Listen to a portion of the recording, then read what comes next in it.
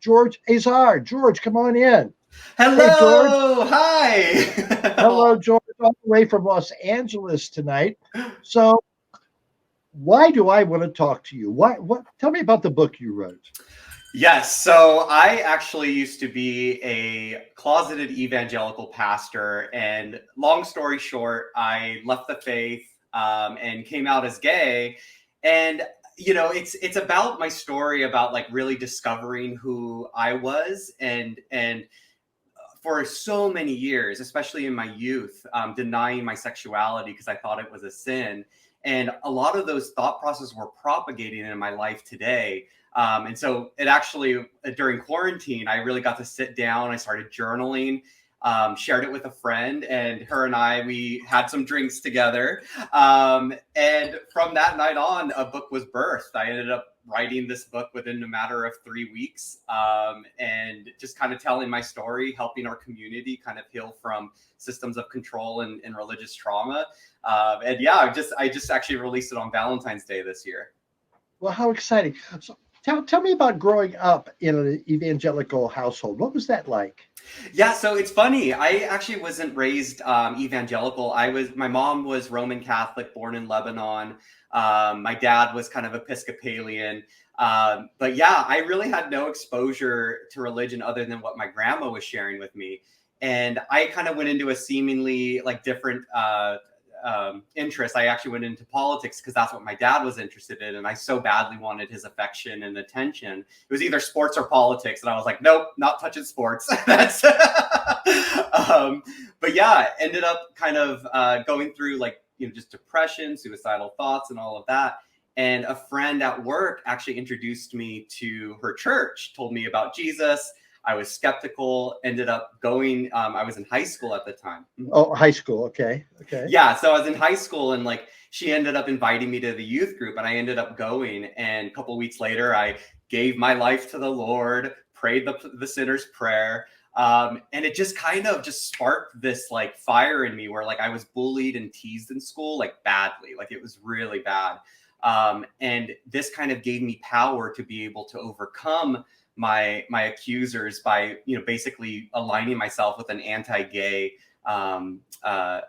belief system. And so yeah, it was pretty interesting. I kind of found it on my own. You joined the youth group. What happened after that? What was the next step after that? Yeah, so I ended up like I went like balls deep into it. Like I was like literally like a stalker boy band, like stalker. Like it was so. I was like reading all the material. I remember a night where they did a sermon specifically on homosexuality, and I actually write about this in the book. But this woman came up and talked about her story about struggling with homosexuality, how she was delivered from it.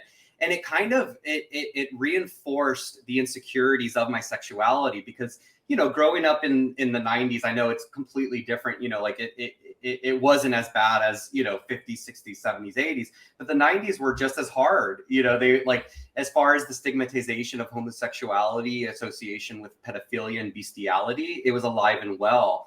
And so learning about this, about how my homosexuality was an abomination, how God would send me to hell, all of that, it really instilled this psychological dysmorphia. It only gave me fuel to my fire of self-hatred. So yeah, I ended up like volunteering, was very active in my church, ended up moving away to college, had like a fallback period where I had a couple of years where I was kind of partying and drinking. Oh, okay. So where did you grow up? Where did you go to high school? I actually went to Carpinteria High School. It's a little town outside of Santa Barbara. So I was born in a little town called Summerland, just outside of Santa Barbara, California. Now, did you have any homosexual activity leading up to that, or was it just in your mind? So funny. So my brother is also gay. He's older. He came out, and I kind of saw his like coming out and stuff, and it kind of scared me. But yeah, I actually ended up like dabbling, when I was in my quote unquote fallback. I actually went to a porn shop that was known for having glory holes. Yes. That was my first experience. I was like 19 years old. Ended up like partaking for about 30 seconds until I felt this rush of shame on me. And I was like, oh my God. And I ended up like rushing out. Like I went to like Rite Aid and bought like a bottle of rubbing alcohol and like rinsed my mouth out. Where did you go to college? Where was this? San Luis Obispo area. So I went to a community college up there. I was hoping to go to Cal Poly. Ended up actually derailing that and going to Bible college Okay, instead. Um, all right. You're 19. You went to the adult bookstore. You had your relapse. What happened next? Yeah, so that's when kind of like stuff like I started to realize that I was like, out of control and all of that. And it wasn't until like I was like 21 years old. I was like my last semester of community college. I was introduced to these two guys who told me about their church. So I ended up going to their church and I just fell in love with it. Like I hadn't found a church and I was kind of like, I wasn't really actively looking, but like yeah, I absolutely loved it. And what was like so appealing about it was that like the pastor was very controlling. He was very dominant, A type personality. Daddy issues over here, right? Apparently. But yeah, I ended up like actually I learned about I don't know if you're familiar with Exodus International, the gay conversion therapy organization. Okay. Yes. Is that Senator or the congressman from Minnesota? Is that her husband's um, outfit? Oh, I that's think it actually is. That's a good question. Like that's a good question. I know it was Alan Chambers. He was like this, like he was a gay man who was married to yeah. So like yeah. I think Bauman. Yes, someone will tell us. Larry will Google that. perfect. Yeah. So I ended up going to this organization, learned about conversion therapy, threw myself into conversion therapy. Meanwhile, looking at gay porn on the side with nobody really knowing. And then, yeah, kind of like worked my way into work at church leadership, became the outreach pastor. And yeah, the rest was history at that point. I was like knee deep into Bible college. I was, isolating myself. My church community was isolating me from my friends and my family. It was just a very controlling and very manipulative environment. What do you hope to do with your book? Is it being sold out to anybody who wants to do a movie or anything like that? Yeah, it's so funny. I actually have a friend of mine who is interested in turning it into a script. She read through the book and she's like, "This needs to be like either a mini series or a short series." I'm open. I'm open for it. It's really.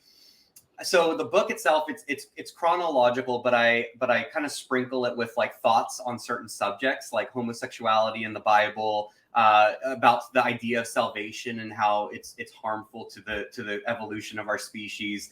I talk about like belonging and community. It's really meant to be a book that helps people who have had systems of control, whether it be evangelical or it be Islam or whatever that form of control is, for them to be able to relate to my story and to be able to say, look, like if this guy can be delivered from the trenches of this, like so can I. And just being able to like help our community heal, because I feel like it's a subject that kind of gets glossed Okay, over. So oh yeah, go go ahead. ahead. All right, can you explain to me why do the evangelicals love Trump? Can you explain that to me? Oh my God. It's so funny. It boggles my mind. I mean, I remember being, infatuated with George W. Bush, and like in Prop 8 here in California for legalizing traditional marriage. You know what it is? I think it's just honestly, like the system in and of itself is predicated on the insecurities of individuals. So like the whole idea of salvation is you are a dirty, rotten sinner, desperately needing salvation. So it really attracts individuals who have low self-esteem. And so I think when they see somebody like Trump, who quote unquote sounds like them, but is able to be argumentative and strong and supposedly strong and all of that, I think it kind of, for them, it's like an inferiority complex where they're like, oh, we can elevate this person because they're able to put to words what I'm feeling about the self-hate. I mean, you talk about someone, I mean, Trump is a sociopath and he absolutely loves himself, but a lot of the dogma that he preaches is actually dogma that's taught in the evangelical churches, just with a religious spin on it. So I think that's part of it. It's just these wildly insecure, I don't want to say all Trump supporters are like that, but I think the majority of people, it just that negativity, like just it fosters an environment of reinforcing their insecurities. How sad, how sad. Well, thank you Yeah, so much, George. Let's put his book up there one more time and his website there. Go to that. And George, stick around. I want you to come back and we'll talk to the other guests later on because I'm sure he has questions for you and you'll have some questions for him. I Thank love you it. so much, George. Talk Thank to you later. you. All right.